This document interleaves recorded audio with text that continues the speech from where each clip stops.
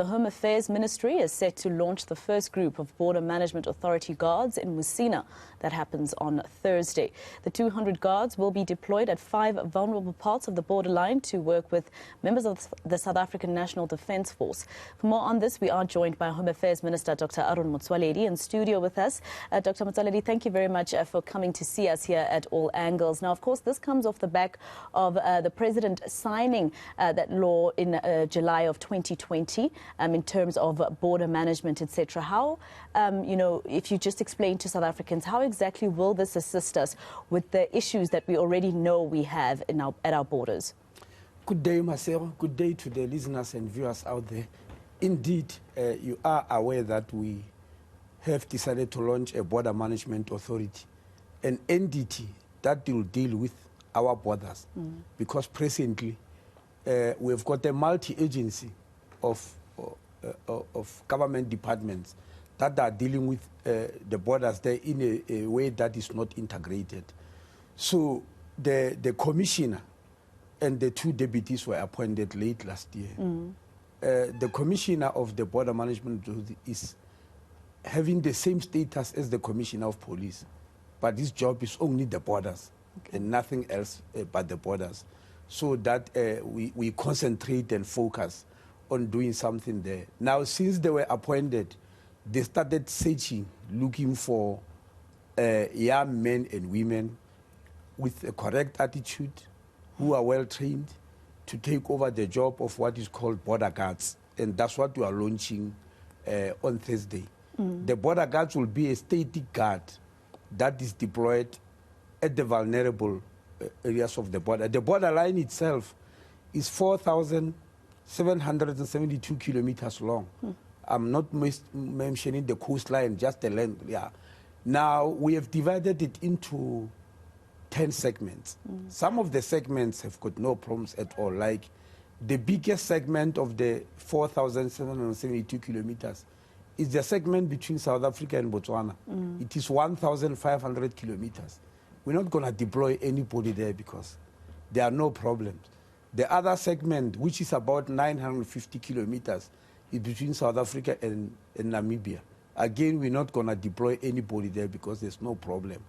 If you move to the east of the country, for instance, to northern KwaZulu-Natal, we've got a segment around the area called Manguzi. It's only 76 kilometers long, but that's where stolen cars from South Africa cross into Mozambique.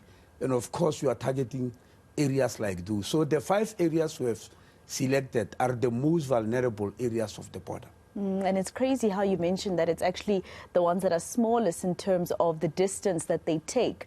But Minister, you spoke about correct attitude. Do you sometimes wish that as a minister or officials that you appoint to look after our borders, that you had some sort of detector to realize that a person is incorruptible? Because sometimes, your department is quite vulnerable to that. Yeah, it is. Home Affairs is vulnerable to bribery, corruption, etc. So the people were vetted, but we are not going to, periodically, we are going to be doing lifestyle audits to make sure that the people live their lifestyle which is commensurate with their salary, not something else which you don't know where it came from. I've repeated many times about Home Affairs. You are aware that we have started arresting, and we are arresting lots of people, almost on a weekly basis, because other government departments, when they talk about corruption, they talk about supply chain, people working in supply chain, which might be a directorate, But in Home Affairs, it's everywhere. Temptation is everywhere, and some do get tempted. We are just fortunate that an extraordinary majority don't get these temptations. That's why we're able to isolate them and arrest them. So with the border guards, we're going to make sure, after the vetting, which has already happened, and they went through orientation for the whole month. As I'm speaking now, they are at the Zonderwater Correctional Service Facility for the whole month. They've been there. They are passing out tomorrow to go to the borders. Yeah, they've been addressed by quite a number of people from the Department of Health. What is the role of health at the borders? Department of Agriculture and Land Affairs, what is their role at the borders, Department of Forestry, Fisheries and Environment, of course the police department, the army, treasury, you know, SARS. All those have been going on to address them, to show them what is the value of this particular institution at the borders. So this is definitely important because it's an inter-departmental effort. It cannot only be done by one, like your department or the South African National Defence Force, etc. But I want to talk to what you just touched on now in terms of the number of arrests that Home Affairs have been doing. One of them being the huge sting operation, of course, that we remember in Krugersdorp, where such a large group of people were arrested there. And a lot of South Africans thinking, my goodness, is this department only starting to work now, or is it just now that the media is being invited so that South Africans can see that something is being done? But besides that, Minister, what exactly are you hoping for in terms of now these people being in the NPA's hands and the NPA playing its part to make an example, basically, of what happens when you don't follow our laws in South Africa? You mean those who are arresting? Those who are arresting, but also once they are with the National Prosecuting Authority in courts. And those are now the people who are supposed to make an example with those people to show what happens to you if you don't follow our laws. Yes, of course, we will put our case in front of them, Masero. And one of the cases we are going to put is the example you are giving about the Pakistani national who was defrauding our passport. You saw it at the distance. I can assure you it affects you. Sitting right where you are. In what way does it affect you? I'm sure you saw a few weeks ago where an air company was plane company was interviewing people by using Africans to see if they are South Africans. Imagine you going to the UK and the airliner, yes, that airliner giving you a test in Africans because they say, no, we don't trust the passport you are having. It affects you already. Another example I can give, our ambassador in Portugal said she was called by the Portuguese government. And when she arrived there, they told her that, look, we've got a drug peddler here who is a South African. And we want to talk to you about that. This man came here all the way to South Africa to come and peddle drugs and destroy our country. When our ambassador checked, we found that that gentleman is from Gabon, but he is holding a passport in the name of a South African. Now, that's something that is very terrible, which we cannot allow. We're definitely not going to allow that. So apart from the people who have arrested and the Home Affairs officials who were fired, apart from that, we have already started methods to look at how we are going to stop that. One of them is to move from HANIS, what you call Home Affairs National Information System. All South Africans who have got an ID or a passport or got married or they appear on HANIS. HANIS is a biometric system where we keep your fingerprint and your photo. Now, we say that is not enough. We are now taking over to ABIS, which is called Automated Information System, Biometric Information System, Automated Biometric Information System, where we are adding more biometrics. We are adding your iris recognition. We must recognize you via the iris in your eye. Facial recognition. We must recognize that this face is Masego Ratla and nobody else, and match it to your fingerprint. So we are going to have 5 biometrics. We have already migrated all Home Affairs people, I mean all South Africans who are on the National Population Register. We are at 99% migrating them. Once that is over, I'll tell you why I'm giving you this long story.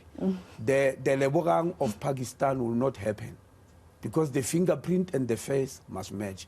Remember, what produced the Lebogang of Pakistan is that you call a South African to apply for a passport, put their fingerprint, but when it's time to take a photo, you push the South African aside and you put somebody else from Pakistan. Now with ABIS, that will never happen because the fingerprint and the photo must be the same. The iris in your eye must be yours and it belongs to nobody else. So those are some of the steps that we are going to take to make sure that this doesn't happen. But for those who have already done it, There's no way that we can be sympathetic to them. Yeah. They are destroying the country. They destroy everything that we hold dear. They destroy our sovereignty. Yeah. They mix up the markets and the economy of the country. Minister, I just want to talk to you about other issues, of course, that also have to do with home affairs, etc. You know, the country is going through quite a lot of devastation at the moment, and people look to blame each other, including blaming government, you know, in terms of the shootings that we've been seeing, Soweto, Pietermaritzburg, Katlehong, etc.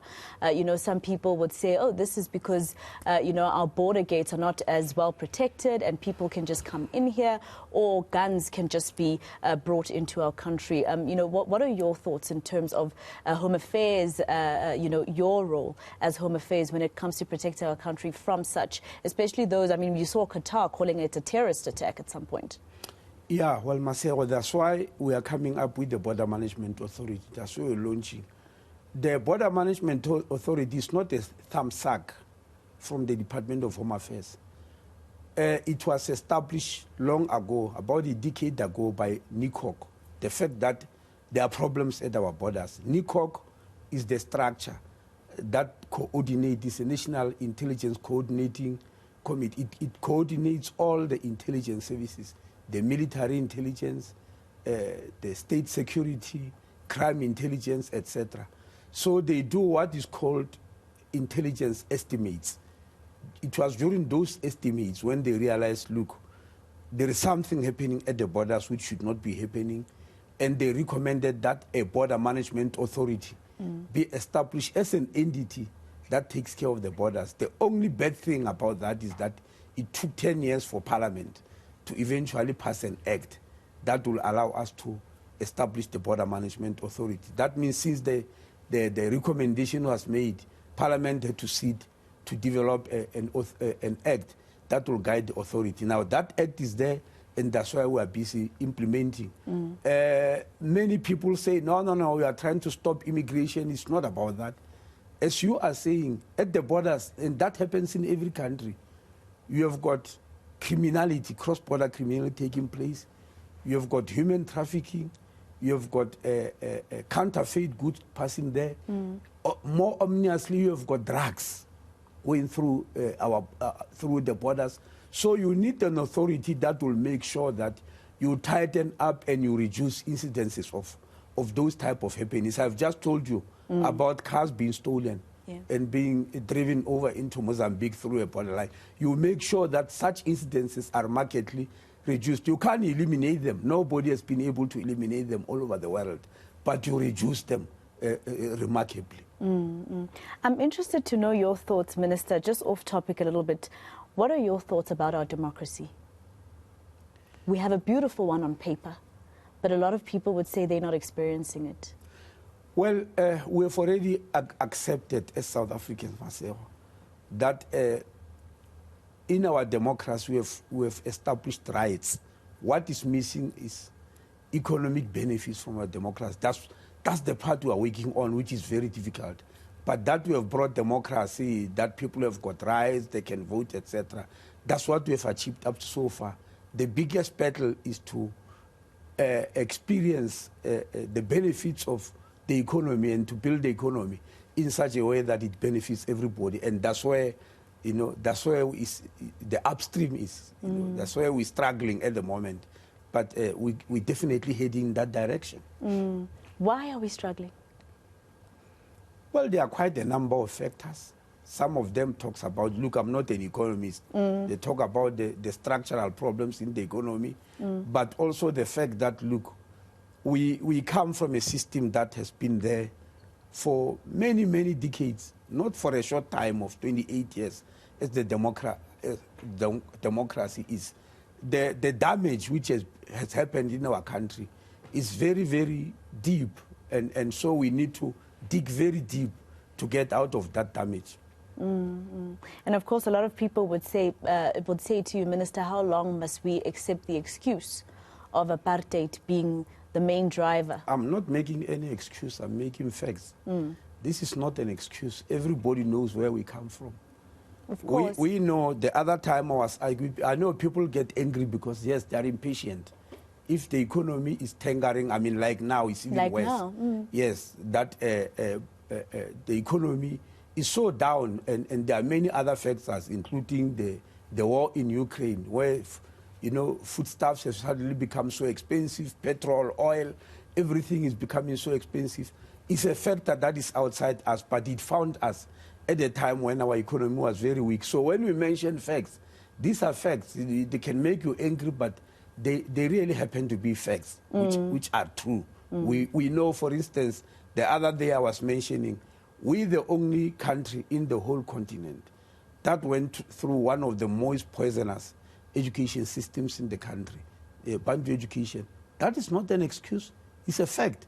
When you check throughout history what it has done to us, why the level of skill sometimes seems to be so low, where you have got to ask people from other countries to come and help you, because they never went through a poisonous education system. Yeah. So these are not excuses, they are facts. They are hard facts. Yes, they make people angry because all they want are answers now, not explanations. All right, Minister, I think a lot of people are despondent because they feel like things are getting worse and not better. Of course, there are things we can celebrate, but there's a lot of people who would disagree in the corners that they live in poverty. I have run out of time, Minister, so I'm going to ask you to be a bit short about this answer. The Zimbabwean permits. The court case is still going on. At some point, the department released a statement saying that it's glad that that court case has been withdrawn. But of course, we heard from Simba, one of the lawyers, saying that, you know, you jumped the gun there. In fact, it's just one group that did that because of, and he's quoted in the media as saying that gross intimidation of that particular lawyer from Home Affairs, etc., and that's why they withdrew. And he's saying that he's never seen a government minister act the way that you have. Just your quick response to that. They're saying you jumped the gun by saying that you welcome it. In fact, they have not withdrawn it. I did not jump any gun, Masero. There are many cases on this issue. I was speaking about one particular case which has been withdrawn. And documents have been given documents to show what has been withdrawn. So I don't know what jumping the gun means. There are many cases which we are prepared for. We are sharing papers every day. I was speaking about that one particular one which was withdrawn. And it's true, it was withdrawn. If you want to see the documents, we can come and give them to you. No, he's saying that it was because of gross intimidation that they withdrew it. Get grossly intimidated, you don't go and withdraw a case. You go to report a police case and say so and so is intimidating me. Point to the particular person, because intimidation is a crime. You don't just go and make noise and say Home Affairs officials are withdrawn. Do you know how many times I've been threatened? You know, have you seen some of the tweets where they are saying they are wishing a sniper's bullet on me and all that? Did I withdraw anything? Even with that I must be killed, I must be made to resign and all that. Did I go and say I'm withdrawing everything that I'm doing?